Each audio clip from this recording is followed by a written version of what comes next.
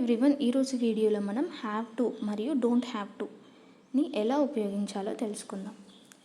So ఏదైనా ఒక పనిని మనం తప్పనిసరిగా చేయాలి అని చెప్పాలనుకుంటే హ్యావ్ టు వాడాలి.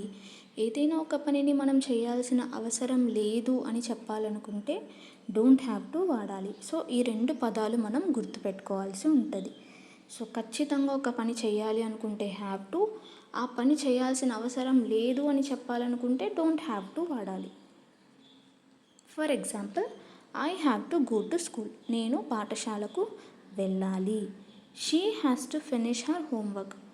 ఆమె తన హోంవర్క్ పూర్తి చేయాలి.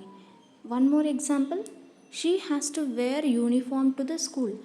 ఆమె స్కూల్కు యూనిఫామ్ ఖచ్చితంగా ధరించాలి అని అర్థం అన్నమాట. సో ఖచ్చితంగా లేదా తప్పనిసరిగా ఆ పని చెయ్యాలి అని చెప్పాలనుకుంటే హ్యావ్ టు కానీ హ్యాస్ టు కానీ వాడతాం according to the subject.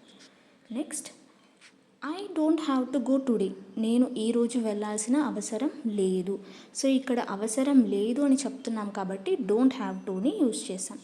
One more example, we don't have to wear uniforms on Sunday. ఆదివారం రోజున మేము యూనిఫామ్ ధరించాల్సిన అవసరం లేదు. సో ఇక్కడ యూనిఫామ్ ధరించాల్సిన అవసరం లేదు అని చెప్తున్నాం కాబట్టి డోంట్ హ్యావ్ టు అని వాడాం.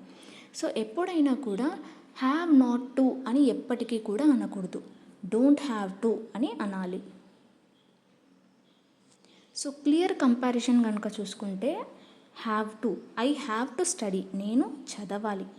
I don't have to study, నాకు చదవాల్సిన అవసరం లేదు. Two simple words we have to remember here, తప్పనిసరి అండ్ అవసరం లేదు. తప్పనిసరి అంటే హ్యావ్ టు, అవసరం లేదు అంటే డోంట్ హ్యావ్ టు. ఈ రెండు పదాలు మనం గుర్తుంచుకోవాల్సి ఉంటుంది.